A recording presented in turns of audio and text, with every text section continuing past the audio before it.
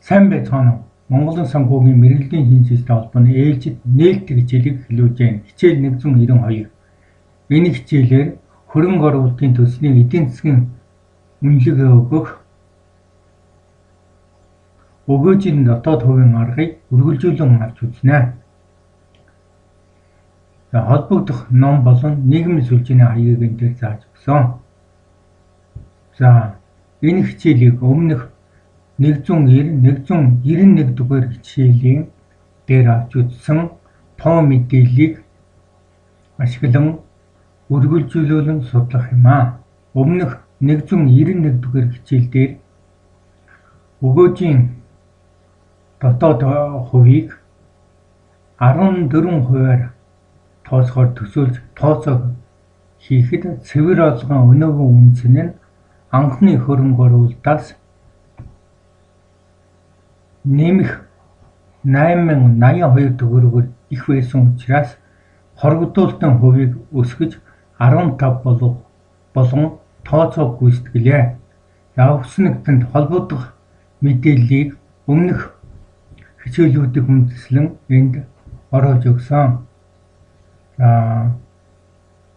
Хөрөнгө оруулалтын зардал түүний цэвэр орлогын өнөөгийн үндсээр нөхөх хугацаа бол энд бичсэн байна.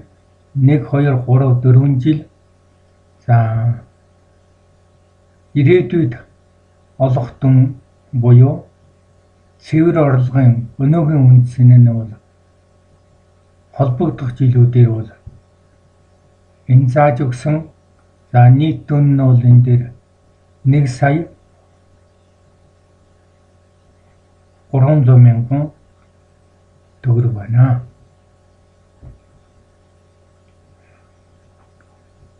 Хоригдуулалтын хувь 15 гэж өгөгдсөн. Энэ нөхцөлд нэг нэгжийн өнөөгийн үндэс нь бол үнэн цэнийн факторын тон утгууд бол энэ дээр бичигдсэн байна. Ингээд ирээдүйн дүн ааг нэг нэгжийн өнөөгийн үндэсний факторуудаар үржүүлж энд өнөөгийн үндэсний тон утгуудыг холбогдох жил тусвараар нь бичсэн. Ингээд энэ дээр бол цэвэр орлогын өнөөгийн үндэс нь бол энд бичигдсэн байна. Энэ 4 жилийн өнөөгийн үндэсний хаалбарын нэмэр энд бичигдсэн. Хөрөнгө оруулалтын анхны өртөг бол 1 сая төгрөг. Энэ хоёрыг харьцуулж өнөөгийн үндэснээс хөрөнгө оруулалтын анхны үнийг хасахад бол цэвэр мөнгөн орлого бол хасах тэмдэгтээ гарсан байна. Бидний зорилго бол цэвэр мөнгөн орлогыг хөрөнгө оруулалтын анхны үнэтэй тэнцвүүлж ялгуур нь тэг гаргах хоригдуулалтын хувийг наривчлан тооцох ёстой. Өмнөх хичээл дээр бол цэвэр мөнгөн орлого бол нэмэх тэмдэгтээ гарсан. Энэ дүн байгаа. Сая бол хасах тэмдэгтээ гарлаа. Энэ хоёр тэг гэсэн тооноос энэ бол нэмэх тийшээ, энэ хасах тийшээ байгаа. Энэ хоёр хязгаарыг аваад хоорондын зөрүү бол 14-өөс 15 болгож хоригдуулалтын хувийг тооцоход ийм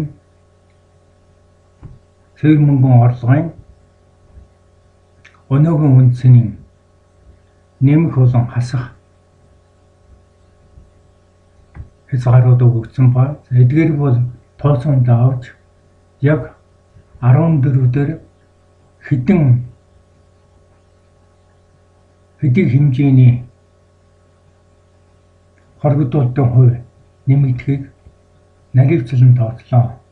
Ингээд энэ 1% гэдэг маань хоригдуулалтын хувийг 14-өөс 15 болгож өсгсөн. Ингээд хөрөнгө оруулалтын энэ дүнг цэвэр орлогын өнөөгийн үндсэнтэй яг тэнцвүүлээд ялгуур нь тэг байлгах. Хад нэмэх тийшээгээ энэ байна. Хасах тийшээгээ энэ тоо гарсан. За энэ тоо бол энд бичигдсэн байгаа. За ийм учраас бол эдгээр 14-өөс 15 болж хоригдлуудын хувь өөрчлөгдөхөд цэвэр мөнгөн орлогын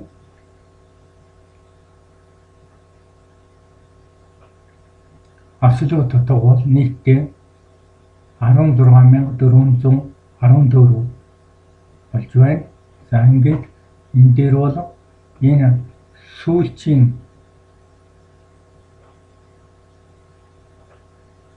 энэ тоон утга өөрөөр 14 дээр ямар хэмжээний хоригдлуудын хувь нэмэгдэхийг энэ дээр бол тооцон харуулсан.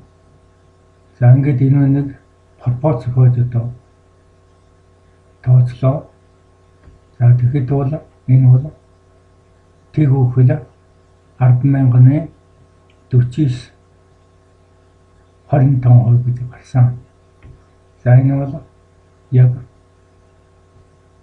хөрөнгө оруулалтыг түүнээс хэрэгжүүлэлтээс олох цэвэр орлогын өнөөгийн үндсэнтэй яг тэнцвэрдэг хувь бол ийм хэмжээтэй байх нь илэрхий байна. За энэ хувийг мөн дараах байдлаар хэлбэрхэн тооцсон байна. За энэ бол хоригдуулалтын хувьд харгалзах цэвэр мөнгөн орлогын нэмэх болон хасах ялгуурын дүнд 14% нэмэгдэх хувийг тооцох хувийн хэмжээ ингэж үзүүлээд энэ дүн бол энд гарсан байна. Тийм учраас энэ 14 дээр нэмэх гэж ингэж бичсэн байгаа. За ингээд өнөөдрийн хичээлийг бол өндөрлөж байна. За дараагийн хичээл дээр бол энэ цэвэр мөнгөн орлогын дүн эдгээр 4 жилд ялгаад тавьсан бол тэнцүү хэмжээтэй байх ийм тохиолдлыг авч үзэх юм аа.